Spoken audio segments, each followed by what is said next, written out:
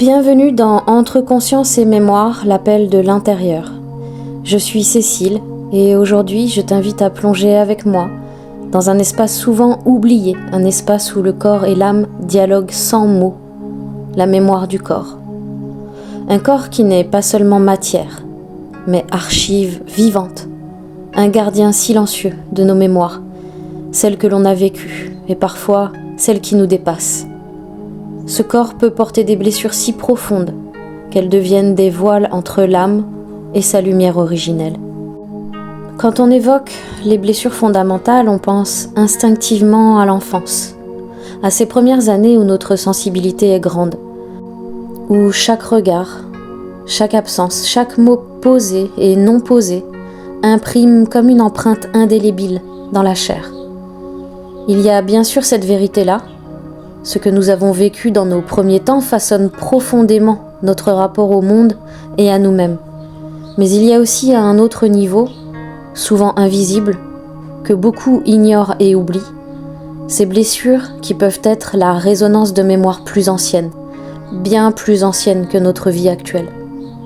Peut-être d'autres incarnations, où l'âme a traversé la perte, l'abandon, la trahison, le sentiment d'exil, des expériences gravées dans les profondeurs du subconscient, du corps subtil qui s'invite dans notre présent, ou encore des héritages transgénérationnels, des mémoires émotionnelles et énergétiques transmises par nos ancêtres, comme des chaînes invisibles qui nous relient à leurs douleurs, leurs secrets et leurs luttes. Parfois, ce sont aussi des choix d'âme, contractés avant cette incarnation pour affronter des épreuves, remplir une mission, ou simplement pour vivre la séparation, la densité et le passage à travers la matière. Toutes ces strates s'inscrivent dans le corps, dans notre souffle, dans la posture, dans des tensions qu'on ne peut toujours nommer, dans des douleurs chroniques, dans des organes fragilisés. Le corps devient le théâtre silencieux d'une histoire que l'âme ne peut pas encore raconter avec des mots. Il arrive que certaines personnes, au moment même où elles s'ouvrent à leur intériorité, rencontrent ce qu'on pourrait appeler un mur. Ce mur est souvent ressenti comme un blocage profond, une résistance sourde, une contraction interne qui freine toute tentative de reconnexion. Certaines n'arrivent plus à ressentir leur propre présence, leur propre vérité. Tout semble distant et flou. D'autres, au contraire, vivent une hypersensibilité envahissante, un trop-plein d'émotions qui déstabilise et fait peur. Elles se demandent pourquoi je me sabote dès qu'une lumière s'allume en moi. Pourquoi je me renferme si fort dès que je touche à quelque chose de lumineux. Ce ne sont pas des résistances mentales, ni des blocages psychologiques classiques. Ce sont des mécanismes inscrits dans la chair, dans les tissus, dans chaque fibre. C'est cellulaire. Des protections anciennes mises en place pour préserver d'une douleur trop grande, d'une blessure originelle qui n'a jamais été entendue ni accueillie. Le corps parle à sa façon, par le biais de ses tensions, de ses nœuds, de ses souffrances, qui sont tout autant d'appels à la reconnaissance. Ce sont des blessures fondatrices, mais pas immuables. On parle souvent des 5 blessures émotionnelles fondamentales. Le rejet, l'abandon, l'humiliation, la trahison et l'injustice. Ces blessures sont bien réelles, puissantes et présentes dans le vécu de beaucoup d'entre nous. Mais dans ma pratique, j'ai découvert que derrière ces blessures visibles, il existe des couches encore plus profondes, plus archaïques, des blessures qui touchent à l'essence même de notre être, des blessures vibratoires qui transcendent le temps et l'espace. Je parle notamment de la rupture avec la source originelle, cette déchirure qui sépare l'âme de la source divine, du tout, de l'unité, la perte de l'unité première, ce sentiment que tout est fragmenté, dissocié, éclaté, la peur d'être définitivement séparé, abandonné à soi-même dans un univers perçu comme froid et dur, le refus inconscient d'incarner la densité physique, la matière perçue comme un poids, une souffrance, un enfermement. Quand ces blessures ne sont pas reconnues ni accueillies, elles creusent un fossé intérieur. Ce fossé crée une dissociation, un décalage entre le corps, cet ancrage nécessaire, et l'âme, cette lumière qui cherche à rayonner. L'âme veut s'ancrer, se déployer, mais le corps, lui, s'est habitué à survivre, à se protéger, à fuir la douleur plutôt qu'à la traverser. Alors comment faire ? La première étape, c'est de regarder, d'écouter, d'accueillir ce qui est là. Pas avec le mental, pas avec la volonté ou la force, mais avec des outils qui permettent de s'approcher en douceur de ces mémoires enfouies. L'hypnose régressive telle que je la pratique est justement une porte ouverte vers ces couches profondes. Ce n'est pas une analyse mentale, ni une reconstruction linéaire.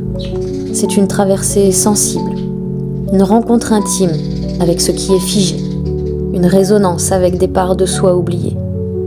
Ce travail peut passer par l'exploration d'une mémoire précise, un souvenir ancien, une vie passée, un moment clé. Mais il peut aussi simplement s'appuyer sur ce que le corps appelle spontanément une sensation, une tension, une douleur diffuse, un frisson. Derrière chaque signe, chaque message du corps, il y a une histoire, une émotion retenue, un fragment d'âme en attente de reconnexion. Le corps parle un langage ancien, subtil, souvent inaudible, mais si on l'écoute, on peut guider vers la guérison. Ce travail n'est pas toujours spectaculaire. Il ne se manifeste pas forcément par des éclats émotionnels, des larmes ou des révélations fracassantes. Parfois il est doux, subtil, presque imperceptible, mais il est bien réel. Après une séance où l'on a pu traverser ces blessures fondamentales, quelque chose se réorganise à l'intérieur. Le corps se relâche.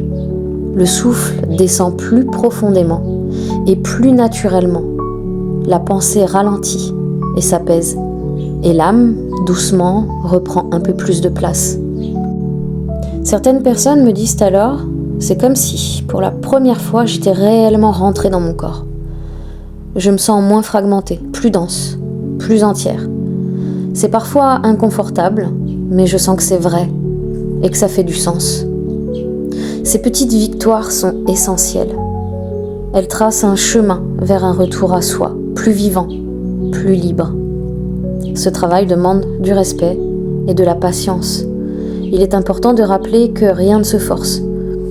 On ne cherche pas une cuirasse protectrice sans avoir au préalable sécurisé l'intérieur.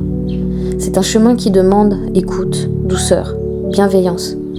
Chaque corps a son rythme, son tempo, sa capacité à libérer. Chaque âme a sa manière unique de réintégrer, de se retrouver. Mais en chacune d'elles, il y a la possibilité d'un retour à l'unité, ici et maintenant, dans cette vie et dans cette chair. Peut-être est-ce là la clé de tout. L'âme ne cherche pas à fuir la matière, à s'échapper, à s'envoler. Elle aspire au contraire à descendre pleinement dans la densité de l'incarnation, à goûter à la plénitude du vécu humain. Le corps n'est pas un obstacle, ni un fardeau. Il est un temple sacré, un portail par lequel la mémoire se libère et la conscience s'élève. Honorer ce temple, c'est offrir à l'âme l'espace d'une renaissance. Merci d'avoir écouté cet épisode jusqu'au bout. Et si cette exploration t'a touché, n'hésite pas à t'abonner, liker, partager ou commenter. Et dis-moi, as-tu déjà ressenti que ton corps portait des blessures ou des mémoires trop anciennes pour t'appartenir ? Je serai heureuse de te lire et d'échanger avec toi. À très bientôt pour un nouveau voyage entre conscience et mémoire.